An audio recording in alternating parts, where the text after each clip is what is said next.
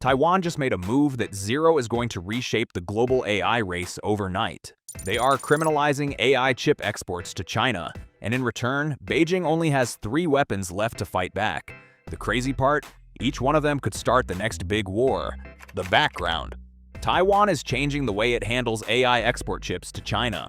The proposed rules would restrict AI chip sales above a certain processing power threshold to all Chinese buyers, not just companies already on the US blacklist like Huawei. That is the main headline here. But this is not what makes it terrifying.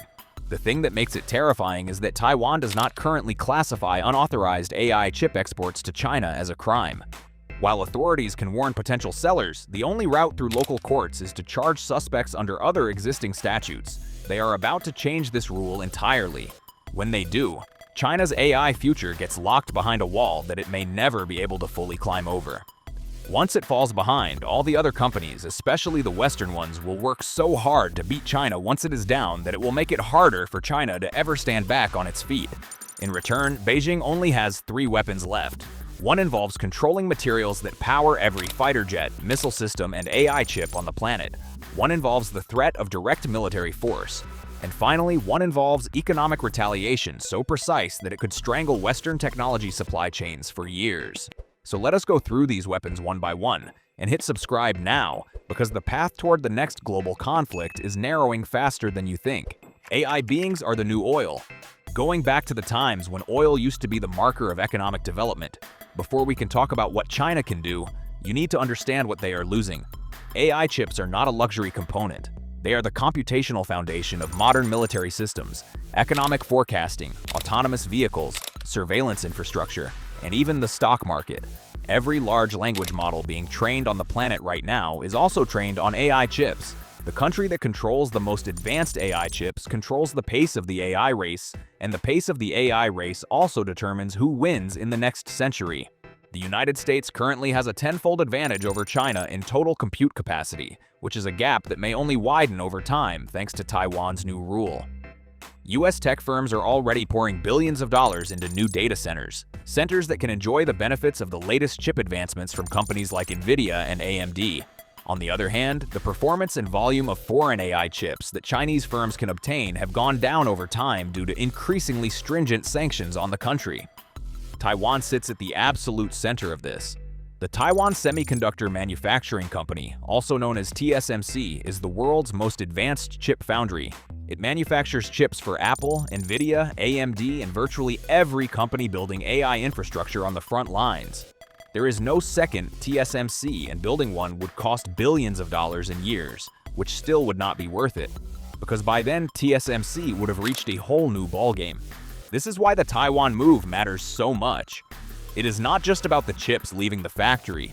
It is about who controls the future and determines global AI capacity for the next decade. The cutoff. There is a specific problem for China. For years, even as US sanctions tightened, China kept finding ways through the gaps. Servers containing advanced semiconductors were diverted through third countries.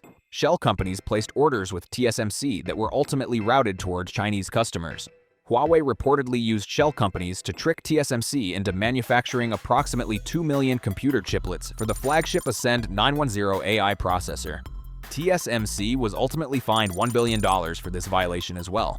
Taiwan's proposed criminalization closes that gap at the source. For the first time, Taiwanese companies face domestic criminal liability, not just the risk of violating US rules, but for selling to Chinese buyers above a processing threshold. The smuggling route that kept Huawei's AI chip production alive became a criminal enterprise on Taiwanese soil. Prosecutors in Keelung made the island's first known detentions of alleged ship smugglers in May, holding 3 people over roughly 50 NVIDIA-equipped servers on document forgery allegations, rather than any export control offense.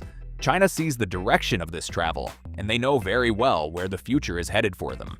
However, they have been quietly preparing their counter moves for this exact scenario, so let us cover them one by one.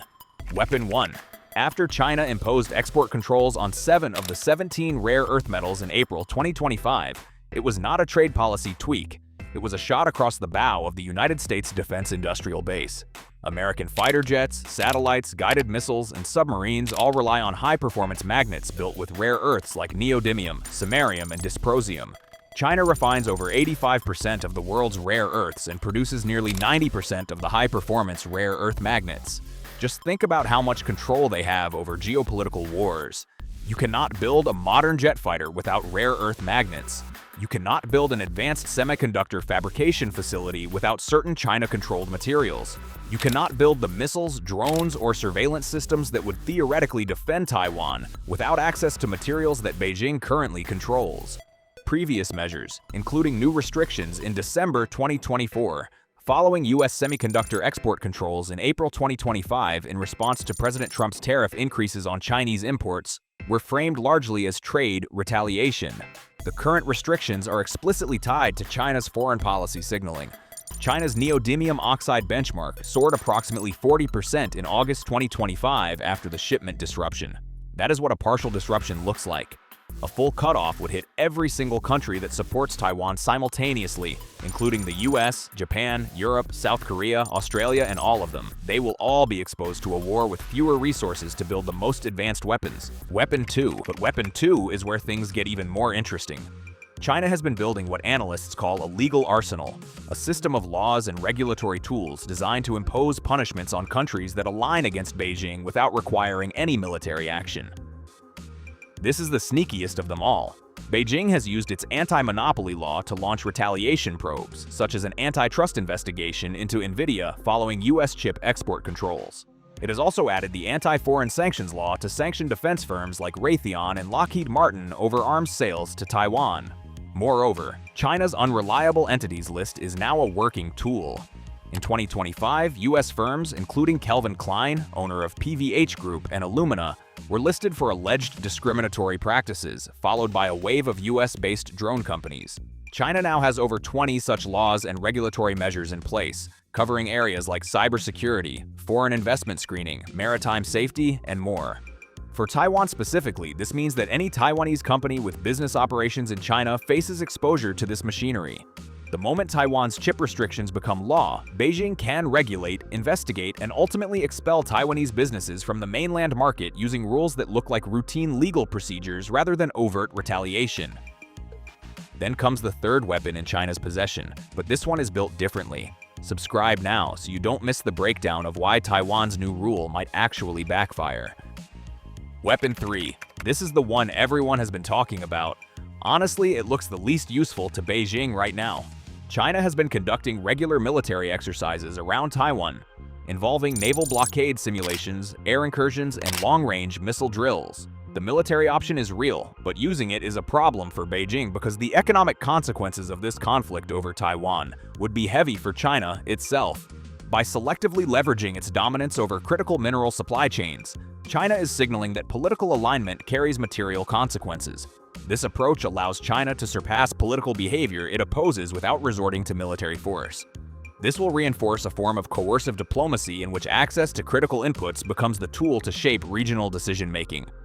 In simple words, China would not even have to attack, but everyone knows that if push comes to shove, China could dominate the world. Military force destroys the very infrastructure Beijing would be fighting to control. A military operation against Taiwan risks damaging or destroying TSMC's fabrication facilities, the most strategically valuable manufacturing facilities on Earth. It will also trigger immediate trade sanctions that would devastate China's export economy. On the other hand, it would certainly involve direct military confrontation with the USA. So the military weapon is real, but constrained to a level where China cannot directly use it. The rare earth weapon and the legal arsenal are China's preferred tools, precisely because they inflict pain without triggering the full consequences of open conflict. The economic war. Here is another insight that most coverage misses. The economic weapons are scarier than the military ones, as they are more useful at this point.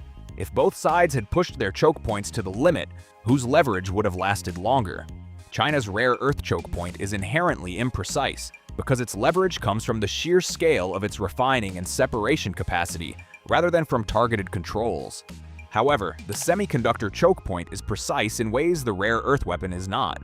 When Taiwan criminalizes AI chip exports to China, it targets specific capabilities such as frontier AI development, rather than all manufacturing simultaneously.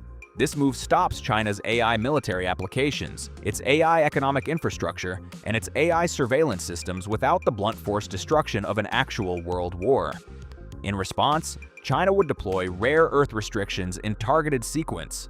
First, cutting material critical to help these chip fabrications, then to the defense system, and finally to civilization technologies. This would create a bigger crisis that forced Western governments into uncomfortable situations between economic pain and policy retreat. China retaliated 10 days after one round of US chip controls with new licensing requirements on rare earth oxides, metals, and magnet products. The escalation shakes global markets and forces emergency concentrations in South Korea, where both sides are due to a tentative one-year suspension of their measures. The financial markets remain volatile as these fundamental power dynamics shift. This is the pattern here, all about escalation, shock negotiation, and then repeating it. Each cycle leaves both sides slightly more worried and slightly more willing to absorb the next round of pain. This is what modern-day war looks like. Not all about jets and destruction of infrastructure, but about choking each other to the point where you both have to let go. Taiwan's future. The uncomfortable truth is that Taiwan's strategic position is more precarious than at any point in recent history. TSMC's manufacturing dominance provides a form of deterrence that purely military arrangements could not offer. Destroying Taiwan's semiconductor fabs would set the global economy back a decade. However, this dominance also makes Taiwan an irresistible target. Every month that Taiwan tightens chip restrictions on China adds another month to Beijing's calculations, weighing the cost of economic status quo against the cost of decisive action. These calculations are ongoing. The message from Beijing is clear. Compliance with US law can now trigger punishment from Beijing. The scope of economic retaliation is widening every quarter. What we are witnessing is the early stages of a global technology economic war between two systems, one built around TSMC and the other around Western semiconductor stats, along with China's domestic alternatives.